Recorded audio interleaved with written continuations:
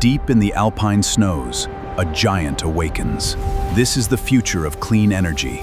High in the Swiss Alps, 2,500 meters above sea level, the Muttsee Dam serves a dual purpose. It isn't just a hydro barrier, it is also a 2.2 megawatt solar plant with thousands of panels bolted directly onto its concrete face. This chart plots solar panel efficiency against ambient air temperature. High altitudes are effective for solar because photovoltaic hardware is sensitive to heat. As the air temperature drops, efficiency increases, preventing the panels from losing power to overheating. Staying with this data, the secondary benefit of the alpine climate becomes clear in the winter months.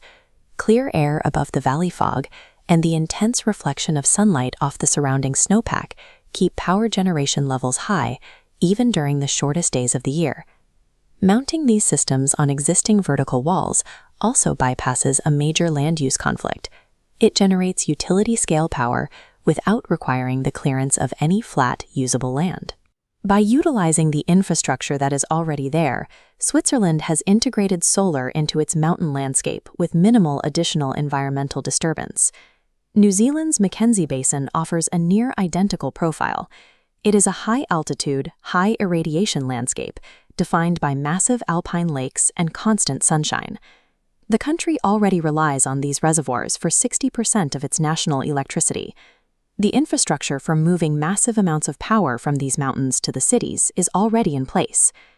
Solar is also growing rapidly within the national grid. Recent data shows annual solar generation jumping more than 70%, with hundreds of megawatts of new capacity coming online to meet rising demand. This diagram shows the mechanical synergy of the two systems.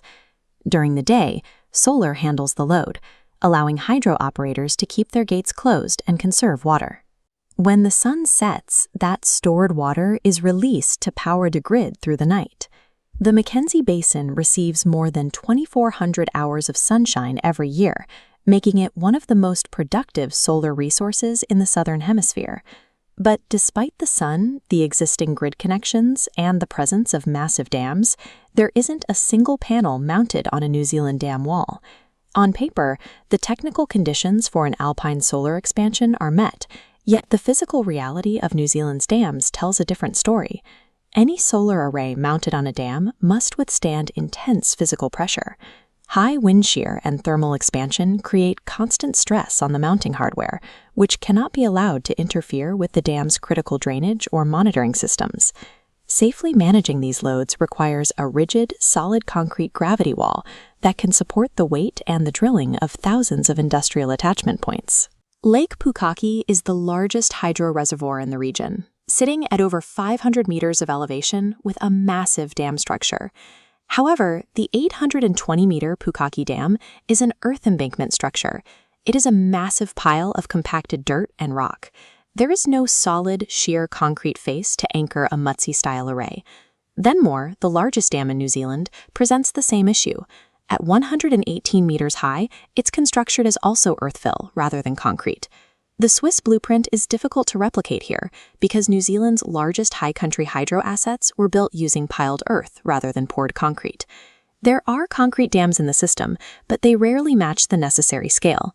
The Tekapo A Dam sits at over 700 meters, but it is only 12 meters high, too small to justify the engineering costs.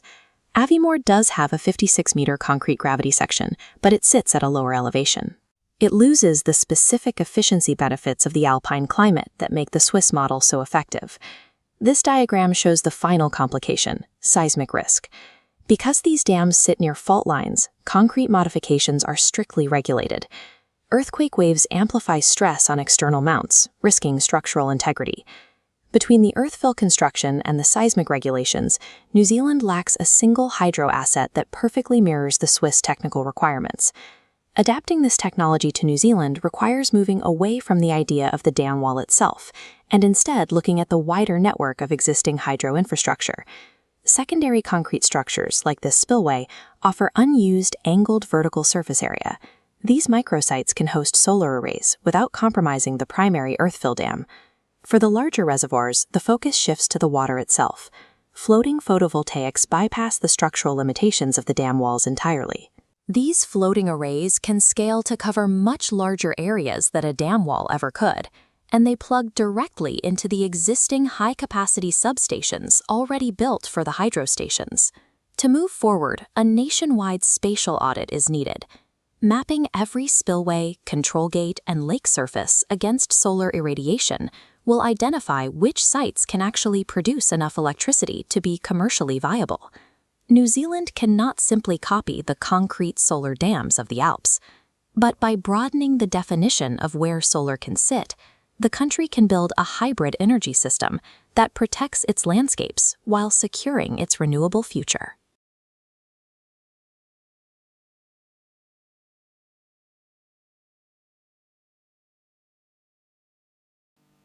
Welcome to AI Documentary.